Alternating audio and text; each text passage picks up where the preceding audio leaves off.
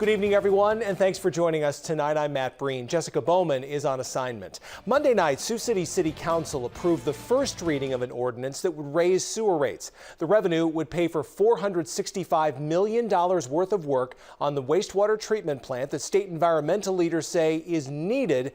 The plant, by the way, 61 years old. KTIV's Clayton Anderson takes us inside the plant to show us why the work is needed.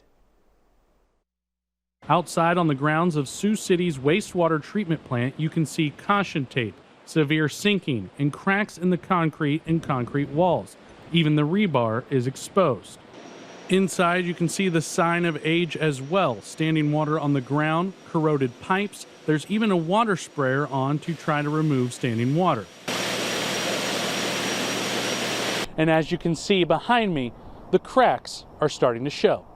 The EPA and Iowa DNR's concerns is the state of this facility is at a critical level. Sioux City Utilities Director Tom Pingle says part of the heavy corrosion to pumps and infrastructure is due to the pollutant level of the wastewater before it's processed. In Iowa, the pollutant level of Sioux City's wastewater is second only to Cedar Rapids. Pingle is confident the proposed changes will be adequate for the DNR. We've been working with them, monthly. We've had extensive meetings with them leading up to this point.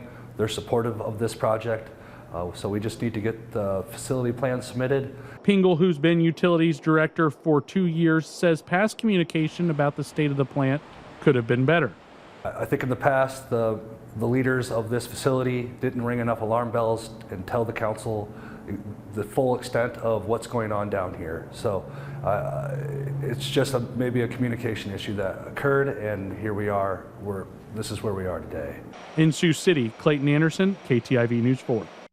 The project at the wastewater treatment plant totals $465 million. $300 million of that will be spent on phase 1, with another $165 million for phase 2. City leaders hope phase 1 can be completed within 5 years. They hope to have phase 2 done in the 3 years that follow. So city leaders hope to have the entire project done in 8 years. The plant will remain operational through the construction of the project.